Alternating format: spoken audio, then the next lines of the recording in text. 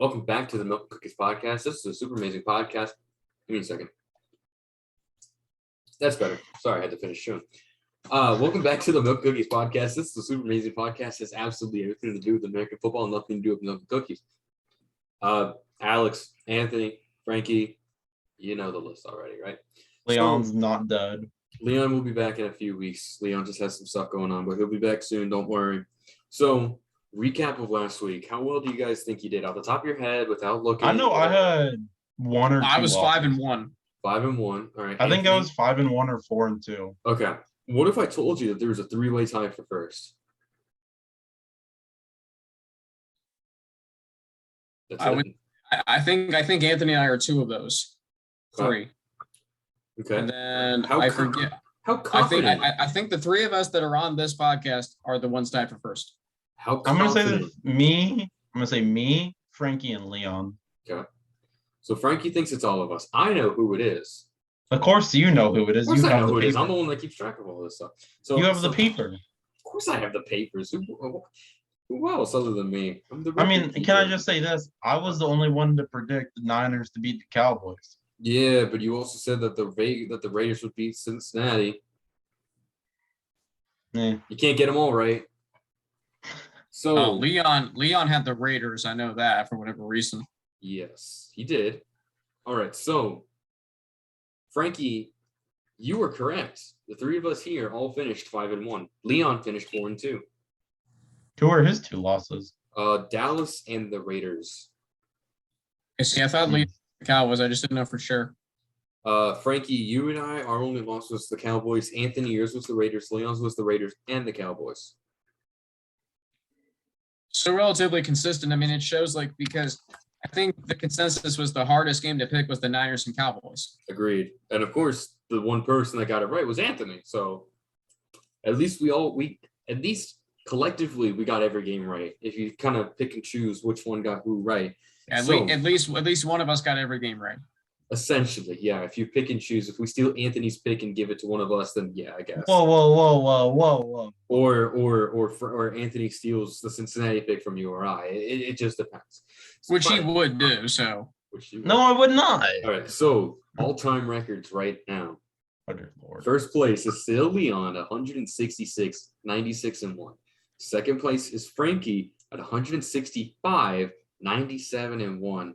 I'm in third, 163, 99-1. Anthony is 145, 117-1. So you had to take more time adding up all of Anthony's L's that he's taking.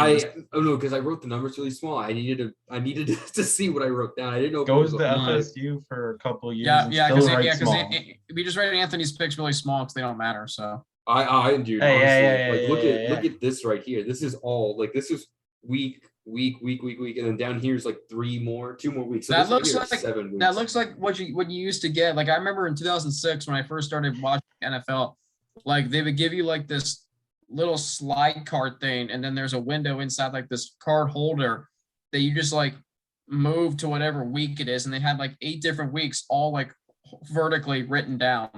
And how they fit all that type on there. Yeah, well, that's me. This looks like I'm doing insider trading, honestly. If you don't really look at it, or you're a mad scientist. That too, yeah. I'm gonna. Or he has secret. Where's the Dolphins organization's a bunch of those. Yeah, I know. Or he has secret plans to rob a bank. Oh yeah, you never know, right? You never know with me. So all-time rankings there are. Or it's just his directions back to Arizona.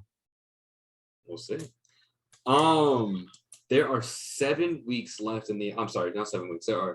There's 4 weeks left if you include the AFC NFC game, but we're not really going to worry about that. Why? Because nobody watches that game.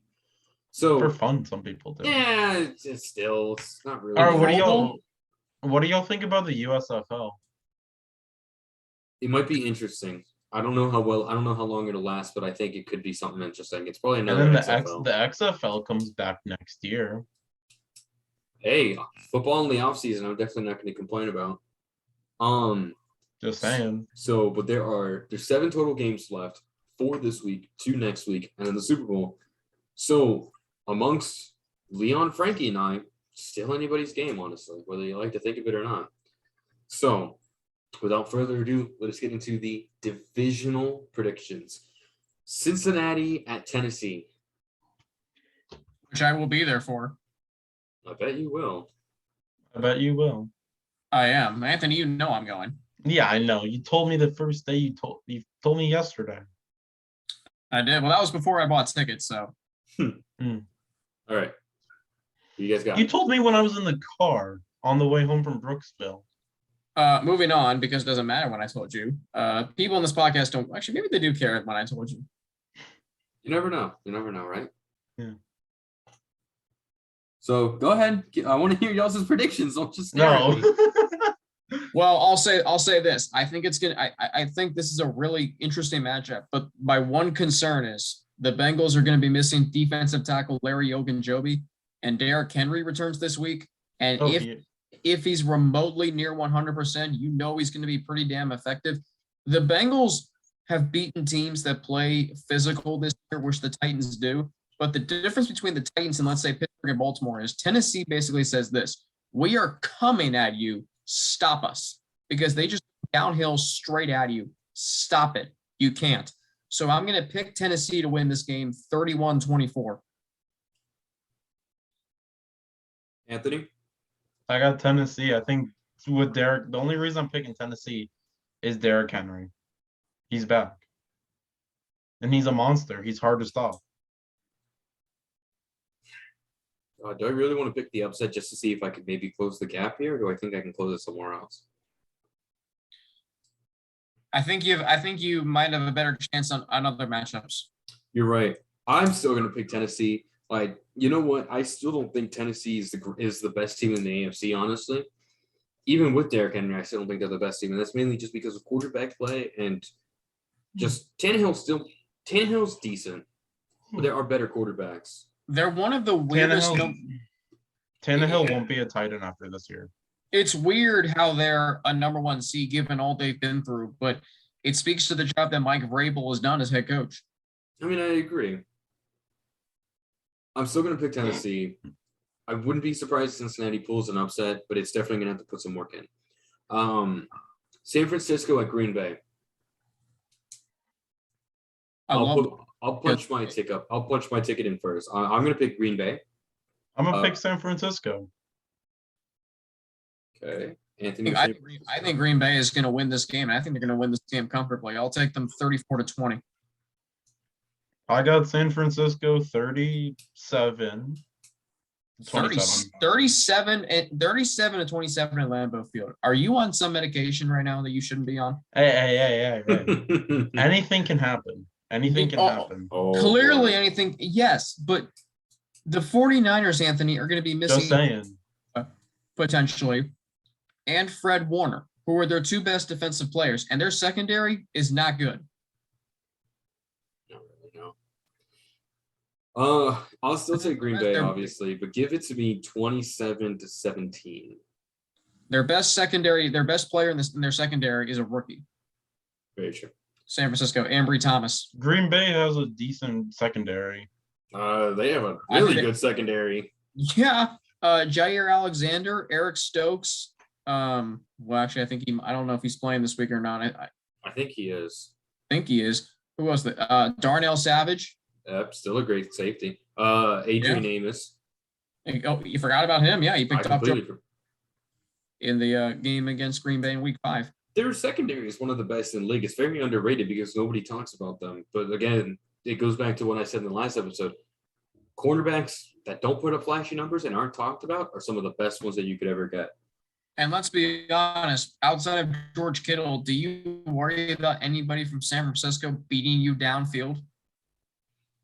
Not necessarily. Maybe Debo, but they're utilizing Debo as a running back now. They're not really utilizing him as a major downfield threat. They're using Ayuk as the downfield and Debo as like the triple option guy that runs all over the place. The only other guy I can think of that I worry about going downfield is Jawan Jennings. Yeah. But then Green Bay secondary is really good. And they still have Kenny Clark. They still got a loaded line.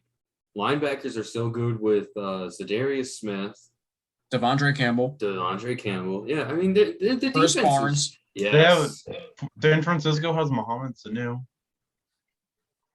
Whoop-de-doo. Oh, Mohamed Sanu. I'm just saying, you were talking about That's- more yeah, receivers and yeah. everything. That's gonna keep who's Green Bay's defensive coordinator again? Because he's gonna be staying up all night, every night. No, I'm just saying. Okay, You moving were on. worrying about All right. more receivers. Potentially one of the more interesting games of the week. The 3:00 Sunday game. You have the Rams at Tampa Bay. Tampa. I can't wait for that game. I want to see this game. And do you guys mind if I go first, Anthony? Do y'all mind if I go first? I already know you're doing the upset pick of the week. I'm taking the Rams. I'm taking the Rams. Of course you are. Of course I am. I really do think that the Rams could. I got pull it out. $15 on the line saying the Bucs are going back to back. Just saying. Well, $15. Yeah, well, okay. Depends. I'm gonna take the Rams here because I'm the Tampa lone. Tampa Bay's offensive line is beat up. I don't know. Anthony's Leonard Fournette playing this week? Possibly. Okay, if they don't have Leonard Fournette, they're in trouble. Because Hey, didn't you say that? But look at going into the playoffs, we didn't have Fournette. if you're Ronald Jones. gonna Look try at and say, well, look, Keyshawn Vaughn stepped up. Le'Veon Yes. Bell stepped up. against Philadelphia, Anthony. Still, Yes, it's the playoffs. Which, by the way, can I ask you all this question? How do we feel about there being a 7th seed in each conference in the playoffs? Because let me tell you, the 7 seeds outside of Indianapolis last year, they have been pathetic. I mean, I agree. I don't understand why there's a point of the 7th seed, other than just for the fact that if they do win, it's the world's biggest upset in the entire world. So, I mean, You're basically I like it. rewarding mediocrity is what you're doing. And the whole point of the NFL in years past, like I remember in there have been some years where like 10 wins doesn't get you into the playoffs. Yeah, last year Miami Dolphins. Okay, well, that was again, like I said, exception to the 7 seed Colts last year. But Exactly. you think about, I just my mom just brought me graders. How great is that? Anyway, so Bless you. I'll have to get you some graders ice cream. God bless your soul. And not really. Anyway, the 7th. I don't know if I like the 7th seed or not. Like, yeah, it works if your team benefits from it, but from a neutral observer, hey, I don't know. But anyway, Antonio, I am going to take the Rams as well here this week, and I'm going against my one rule in life here of not betting against Tom Brady in the playoffs. Well, guess what? I'm breaking it this week. Give me the Rams 27-20. I'll take the Rams. oh, give me the Bucs. Worth noting. 31-27. Worth noting. And Fournette most likely will be playing. Worth noting that the Buccaneers have lost their last 2 games against the Rams. They were close games though. It's also worth noting that you're going to have if Leonard Fournette is not the starter, whatever poor running back you're going to have in that backfield is going to have to run through Aaron Donald almost every other play that he gets that ball. Mind you, and that Rams defensive line is incredibly solid. Mind you, Plus ones. now that the Bucs only have Mike Evans, But- they lost Chris but- Godwin, but now that both of y'all Antonio are Brown forgetting had this. his. Wait, hold me a second. No, you're forgetting. Who You're am I forgetting the forgetting? Bucks have three or four, either first pro all team and 3 Pro Bowlers. Offensive line. Our offensive line's fine. Okay. Yes, but your left tackle's banged up. Your center got hurt in the game on Sunday. Here's the thing, He Anthony. came You can back. have a fantastic offensive line, but here's the thing that I think everybody's also forgetting. You were going to have to double team Aaron Donald on every single play, and you're going to have to hope that your other remaining 3 offensive linemen can cover whatever else is coming there. Mind you, you still Yeah. have Von Miller coming at you from the side, and he's most Did likely you going to see be what attacking the Donovan left tackle Smith position. did in the game? No, didn't see what Donovan Smith did in the game. He laid Look, out a look. freaking defensive back. Oh, whoop-de-doo.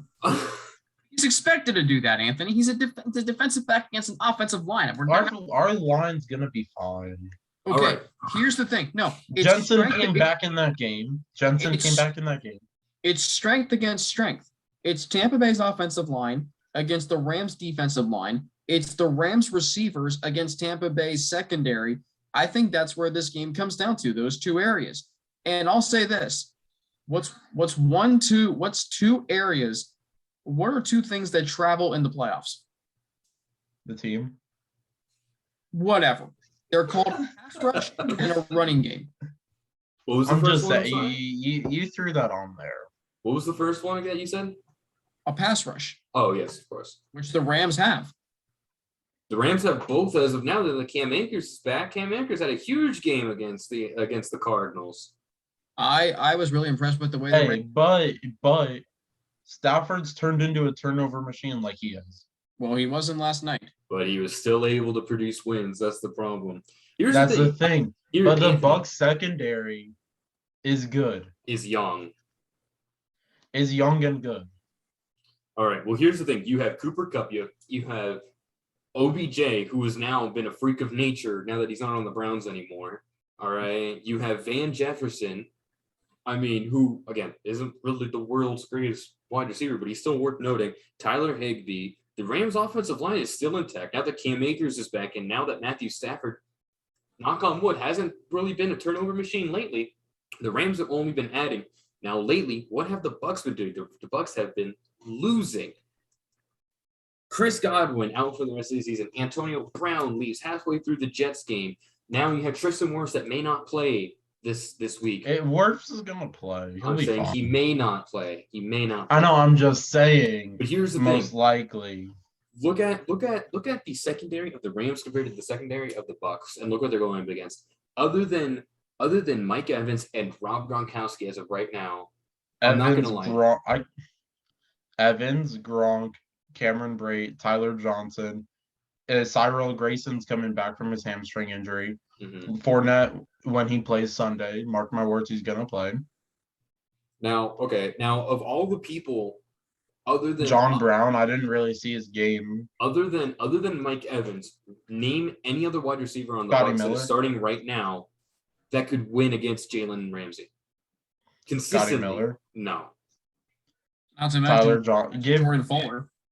who? Jordan Fuller. Exactly. The Rams secondary is one of the most underrated because Jalen Ramsey is still on that team. Jordan Fuller is cornerback number 2. The linebackers are still fantastic. That D line is the scariest defensive line that I think can maybe surface in this NFL right now. Aaron Donald and Von Miller. And Von Miller. I don't know who the safeties are for the Rams. Please forgive me. I don't. Eric Weddle. Yeah, Weddle came out of retirement. It's a 3-point. He's chasing that ring though. It's a 3-point favorite for the Bucs in the game this week because it's at home. Home field advantage is always 3 points. So if you take away home field advantage, if it's a neutral site, now they're even split. Plus, it's not like the Rams are going to a cold weather place for this game. They're going to Tampa Bay. They're going to nice it's gonna and be sunny cold. Tampa Bay. It's gonna be cold in Tampa on Sunday. It's gonna be nice and sunny Tampa Bay, even if it might be a little. It's gonna cold. be cold. I would rather be playing in Tampa Bay than playing in Lambeau. I'll tell you that. Oh, I think any team would agree with you on that. Well, I mean, I understand that, but I mean, like, that's what I'm saying. Like, you know what? I understand right now here in Florida, God bless, it's colder than what we're used to. Like in Tallahassee right now, it's 44 degrees. In Tampa, it's most likely it's and you know mid-50s. the other running back that stepped up, Giovanni Bernard. Yeah, but Anthony, those guys are not consistent down guys. Those are miracle I know, plays. but most likely our normal running backs are gonna be back. Again, I agree. I do think that Leonard Fournette will most likely be back, and I do agree that Tristan Wirfs is going to be back, but it still doesn't take away the fact that you're going to have Aaron Donald locking up the center and your left or right guard, and you're going to have Von Miller blitzing against a Tristan Wirfs that may or may not still be banged up and wanting to play. If he's injured, Von Miller will beat him a lot. And your best bet is to double team Aaron Donald. So what does that mean? You have to implement one of your tight ends. So is that Gronk? Is that, OJ Howard? Is it Cameron Brate? I don't know who that is. And then I think that if the Buccaneers are going to win this game, they have to A, do that, and B, Mike Evans needs to have one of the best games he's ever had. They're going to need to figure out how to separate Mike Evans away from Jalen Ramsey, because I know Jalen Ramsey is going to be head hunting Evans the entire game. This is a game where we're having Chris Godwin would pay large dividends, because what he could do is he could just go right underneath the Rams secondary and pick up those chunk yards. And that's what Brady loves to do against good defenses. See, this is where you need a Julian Edelman if you're Tom Brady in this game. Yep. Dude, honestly, I would even say an AB. If AB still didn't do his wide exit that he did, Yeah. I still think that the Bucs would have had a much better chance of winning this game. If AB was Totally. still playing, huh? If AB is playing in this game, I'm picking Tampa Bay. If AB was playing this game, I would pick Tampa Bay. If Chris Godwin was playing in this game, I would have picked Tampa Bay. But the fact that Our receivers are gonna step up. again, they're going to step up, but it's still not going to be Godwin. It's still not going to be AB. That's the part that I think Frankie and I are sticking on top of right now. It's like, you know what? But my fear is this, Alex. What if Tyler Johnson has like 10 catches for 100+ yards and a touchdown, like any other receiver from the Brady's New England days would have? Well, I mean, then if that happens, then it happens. I'm going off of right now what's on paper. We don't know much about these guys other than the past couple of weeks because Chris Godwin has been available for most of the season, and same thing with AB. AB decided to leave on the second to last game of the season. We haven't had a lot of time to really analyze these guys. Cameron Brate has always been a pretty decent tight end. OJ Howard was the starter for the Bucs. OJ Howard had 1 reception. But still, you know what? OJ Howard Rashawn Perry. These people are gonna have to step up. Again, you're right. Tyler Johnson's gonna have to step up. I agree. Scotty Miller. You're going. Rashad Perriman. They're going to have to step up. But here's the thing: this isn't the Eagles. If this was the Eagles, then they wouldn't have to worry about stepping up because you can run 20 yards, and the Eagles defenders are not going to know. If this was Arizona, I think the Buccaneers would win convincingly. Exactly. Look, man. If it was San Francisco, I'd pick the Bucs. If it was Green Bay, that's debatable. But this is the Rams. All right, this is the Rams. But I'll say this, Alex. I think the Rams have the most pressure of any team to win again this week because I heard this comment from a Nashville sports talk show host this week. Actually, if the Rams, because the Rams invested so much in Stafford, Ramsey, Beckham, Miller, and if they don't get past where they were last year, which was the NFC divisional round, what good were those investments? Of course, you're right. I mean, they don't have a first round pick until 2024, 2025 now. They have no draft capital. And their cap space is pretty much all but spent. The Rams are fully committed to this team that they're at now. This is a very dangerous Rams team when they're healthy. And now that things are starting to come back together, now that Cam Akers is back, oh boy, this game's going to be interesting. But anyway, the Rams. I'll say this, Anthony, and you're gonna be fearing for your life when I say this. The Rams are a better version of the Saints, and the Saints have won the last 4 games in the regular season against Tampa Bay. Yeah, but disregard regular season. In the playoffs, when the Bucs would play the Saints, we beat One time. Still. Yeah, and that's because Drew Brees threw 3 picks in that game. I guarantee you, if Drew Brees takes better care of the football, which, I mean, that didn't happen. Yeah. I mean, that happened more often than not. And the Buccaneers had to go 75 yards as opposed to 45 yards on 2 possessions in the second half last year. That game might turn out differently. Now, unless Matthew Stafford throws 2-3 interceptions. Yeah, but the issue with that is Stafford has consistently thrown interceptions when he's under pressure. So if Barrett and JPP can make pressure on that Rams line that is pretty good, then Stafford will most likely throw at least 2 picks. And where the Bucs the Bucs defensive line blitzes a lot. Yeah, but that's the thing. You also still have 2 wide receivers that are known for their speed. Cooper Kupp, who is a most versatile wide receiver that we've seen the entire year, and Odell Beckham Jr. that has been a consistent deep threat. Honestly, Anthony, if you throw the ball up to OBJ against the Bucs secondary, I guarantee Odell Beckham Jr. will come down with that ball 70% of that time. The other 30% will most likely be an incomplete pass. Or pick. Or maybe a pick. You never know. Can you imagine if the Rams had Robert Woods in this game? Oh, God, then it would be a worse game than that. Imagine if the Bucs had Chris Godwin, Antonio Brown. If the Bucs had Godwin or Brown, I would have picked the Bucs. Just one of those guys. I think you're right. One of those guys would have been an impact enough because it would have been able to alleviate pressure. I just think the Rams are playing so well right now. And what impressed me from Monday night was Matthew Stafford didn't have to throw the ball 35 to 40 times. The Rams fed off of their first, I think it was the first play of the game.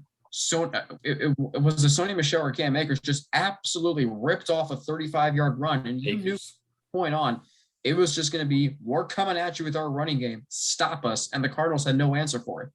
Well, because, I mean, during the regular season, we saw that Henderson and even Michelle were proven to be decent backs. And now that you have Cam Akers, now you have you have 3 running backs that could easily run everywhere that you want. One goes down after a play, you throw another one in. You throw another one in. Like, and they're And 3 very different run styles. Yeah. And contrary to what Sean McVay's offense might make you think that they are a pass first team, greatest show on turf, the truth of the matter is they are built off of their play action running game. Again, yeah, I agree. Play action and running game. Excuse me. I was about to say play action running game is interesting. I don't think it's actually a thing, but I don't think it is either. But knowing somebody should be making that a thing. So we just spent like 15 minutes talking about that game, and I don't even know if that's the best matchup of Sunday. No, I agree because I think Kansas City and Buffalo might be the best matchup of the That was going to be a good game. I cannot wait for that game. So I got Buffalo. I was about to say, who wants to go first? I'll take Buffalo. I'm right there with Anthony. I'm going to go with Buffalo 38-31. I'm going to pick the against on this one. I'm still going to take Kansas City. Not that there's anything special with Kansas City, such as their defense. My thing is this. Buffalo had a fantastic game 1 against a divisional rival that they've played as of their 3rd time in Buffalo, and the wind wasn't a factor this time, so they're actually able to throw the ball. Arrowhead Stadium, Kansas City during the playoffs is scary, in my opinion. Not as scary as Lambeau. Nothing can be as scary as Lambeau in the playoffs. But that noise. It's just the environment that's intimidating. But of course. But that's the other thing about Kansas City. I think Kansas City at home has more than enough to be able to beat Buffalo. Not by much. Not by much. It'll take some magic by Patrick Mahomes to make sure that offensive line stays sturdy. But I'm still confident that Kansas City might be able to pull one out. I think Stephon Diggs has a better game. He has a bounce back game from last year. Yeah, but I just think about Buffalo went into Kansas City and beat them in week 5 by 18 points. And obviously those two teams are a lot different now than they were then. Kansas City's defense has vastly improved. Buffalo's running game, Buffalo now has a running game, but that only makes them dynamic. But I just think about what the Bengals were able to do against the Chiefs. And I think Buffalo's slightly better than Cincinnati. And that's who Kansas City has this week. I just think Buffalo is so dynamic when they're on, and they also bring an element of physicality to them because they can rush the passer. When their offensive line can block for Josh Allen, and that's a scary team that you don't want to face because they have a great group of weapons. I would almost take their weapons over Kansas City's. For the quantity, yes. For the quality, I'm going to have to disagree. Then again, remember last year in the AFC Championship game, Travis Kelce destroyed Buffalo's defense. He did. But that's just Kelce. That's not, you can't pinpoint that on offense or anything specific. That's just Travis Kelce being Travis Kelce. Travis Kelce can turn around and have 2 catches for 27 yards, and that's his entire game. And then you'll have these monster games where he'll pull 8 receptions, 120 plus yards, and 2 touchdowns. So it just depends on how well they can cover Kelce. Tyreek Hill is a complete hit or miss now. Like, he's either he has a really, really good week or he has a really, really bad week. I mean, is Trey White still even playing or is he still injured? Tre'Davious White, he's out for the season. Yeah, okay. So there's I'll say this, Buffalo secondary is made up for it because you look at what Micah Hyde and what Jordan Poyer have done. Mm-hmm. And again, Micah Hyde, was it Micah Hyde or Jordan Poyer? One of them got snubbed for All-Pro. One of them got snubbed and should have been first-team All-Pro. I think it was Jordan Poyer. I'm leaning towards Poyer, but I'm not sure. It's one of them. They're both fantastic, but I think Poyer was snubbed to first-team All-Pro. Speaking of snubs, and then you go to surprises. You want to know who Peter King picked for his offensive rookie of the year? Please don't say Mac Jones. No, it's even worse than that. Creed Humphrey? Yes. Oh. It'd be interesting to have an offensive lineman take it. I mean, hey, Alex, I got a question. What? Do you regret saying that Mac Jones was going to be a bust? And no, I was correct. I don't regret saying it because it just means that I was wrong and I learned from my mistakes. He's 0-2 against Miami. Yeah, that's true. But then again, Patriots since 2013 have not been very good in Miami anyway. So you will say I was correct. Yeah, you were correct. That Mac Jones was the best quarterback so far out of this draft class. Yes. I think As Trevor of Lawrence right has a now, better year yes. next year. As of right now, yes, I will agree that Mac Jones was the best quarterback from this draft class as of right now. I think next year Trevor Lawrence has a better year. Depends on who they can hire as their head coach. Here's my thing about Mac Jones. Mac Jones has had a great season, but this is essentially his ceiling, in my opinion. Like, he's good. There's no denying it. He's an instant starter. Mac Jones doesn't have much room to improve, in my opinion. Unlike guys like Trey Lance. Trey Lance is such a huge ceiling. Mac Jones can still be better. As of any quarterback can still be better. But I say in the future, if the 49ers can get Trey Lance to the level that I think he's going to be playing at in 2 to 3 years, I think Trey Lance could potentially be the best quarterback from this draft class. So I don't know. I mean, Mac Jones was thrust into a very unique situation with the greatest head coach of all time and one of the best offensive coordinators in the NFL. And just he had a great offensive line, which not a lot of rookie quarterbacks get. I mean, you're right. That's the thing is look at what Mac Jones was given. I mean, he wasn't given the world's greatest wide receivers, but he was given a heck of a good line and, a running game that was somewhat consistent. I mean, yeah, I thought New England's run game did not get as much credit as it deserved. No, I mean, they didn't have a clear number one starter. they did, but then traded him away. Well, here's the thing too. New England had 3 receivers this year with 50 or more catches and 600 or more receiving yards. Like you can say, well, there's no star receiver. Yeah.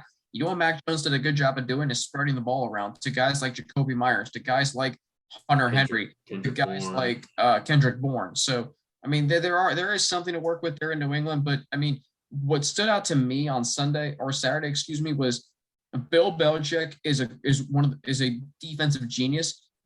At the same time, though, he has not caught up to what the league is becoming, which is speed-oriented. It's getting out to the perimeter. It's quarterbacks using the whole field. It's defenses being stretched. Bill Belichick has not caught up to it, regardless of what you think. You can praise his game plan all you want for that first Buffalo game. Yeah, you know what it showed? New England has some severe limitations, and Buffalo just had a bad offensive night. When Buffalo gets rolling, and when any other mobile quarterback and team with a dynamic offense gets rolling against the Patriots defense, good luck. Well, I mean, that's the other reason why I don't think Mac Jones is really going to be as good as what everybody says he is, just because look at the other guys in the draft class. If they can't find a pass, if they can't do anything, they're able to escape the pocket and they can run for 5, 10, 15 yards and be able to pick up first down. Mac Jones doesn't have that speed. He lacks that speed that the other quarterbacks do. Mac Jones has to rely on staying in the pocket, and if the pocket collapses, he can run out for 3 or 4 yards and has to take a slide. Well, you guys, how many times have you seen Justin Fields run the ball instead of having to go for the pass because that offensive line collapsed? Same thing with even Trevor Lawrence. Same thing with Justin Herbert. Same thing with Justin Herbert. Same thing with Tua. Even Burrow. Yeah. And the thing about Herbert is he's so good. Like, how many times do you see him take a snap, roll out to the left, reset his feet, and deliver a dart to whoever he's throwing the ball to? Exactly. And you know what? Mac Jones has an arm. He has accuracy, but he doesn't have the speed of being able to roll out to the edge to almost hit the sideline and then throw 40 yards. Whatever. He doesn't have that timing. He doesn't have that speed. By the time that he rolls out there, all of the receivers have run as far as they can, and now he just has to throw the ball, take a chance, or take 3 yards and go out of bounds. So there's nothing wrong against Mac Jones. There's nothing that he can change. That's just his physicality. He just doesn't have that speed that everybody thinks he does. So, but I think that's it. Yeah, I think that's good for this week. Yeah. I think that is. I'd say so. We've done a lot of talking today. Thank you so much for watching. Boy, this is gonna be an interesting week. Stay tuned for I guess next week. There's not really anything else going on for this week, but yeah, thanks so much for watching. We'll see you for the conference games. That'll be interesting as well. But yeah, Bucs all the way. We'll see. But thank you so much for watching, and we'll see you guys real soon.